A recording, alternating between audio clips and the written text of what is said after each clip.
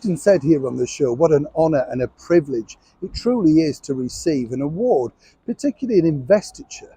I often think, and we've been lucky enough to film many celebrities going out and in there, it's just a magnificent thrill, isn't it? Having your work recognised. I was lucky enough to be there on the day that the wonderful singer, the British superstar that was Joe Longthorne, went to pick up his personal award from the then Prince Charles. He was absolutely ecstatic, and naturally this was a culmination of many years' work.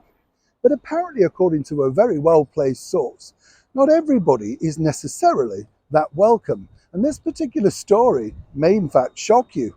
As ever, let me explain. Hi, good morning. Nice to see you. I hope you're well today, whatever you're doing. And of course, do look after yourself. Fancy a wave? We'll have a wave. Nice and sunny today. I know it's good to be daft, as I often say. Cheer yourselves up. Start the day or end the day the right way.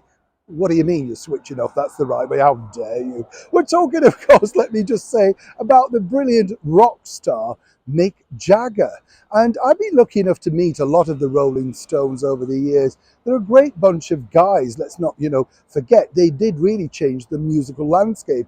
If you remember, of course, you could either be the Beatles or the Stones in the early 60s. The Stones were seen as a little bit more bad. And of course, let's not forget Mick Jagger and Marianne Faithfull were the darlings of the tabloids of the day. But step forward, a person who got in the middle of all of that was none other than the Queen's sister, Princess Margaret, who developed something of a rather strange friendship. Some people suggested it was more than a friendship. However, not many people will confirm this. Mick apparently went along quite a few times to Kensington Palace, and this was verified by Sir Elton John, who turned up one day to find Princess Margaret and Mick Jagger together in her apartment, allegedly. What's interesting here, though, is a few years down the line, he kept getting put forward to become Sir Mick, or indeed OBE. Now, the final moment, kept getting chucked out. He had no idea why.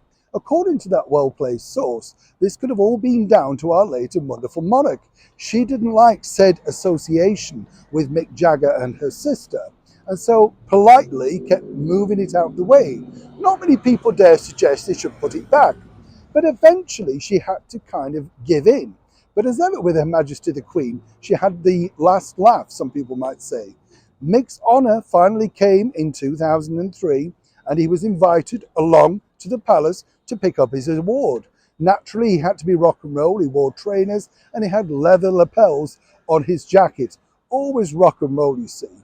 But Her Majesty the Queen had opted on that particular day, even though she was down to receive investitures, to have a tricky manoeuvre on her knee at the private hospital.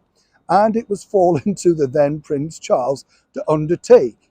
According to that very well-placed source, he knew only too well the reason why Her Majesty the Queen had sidelined this particular day.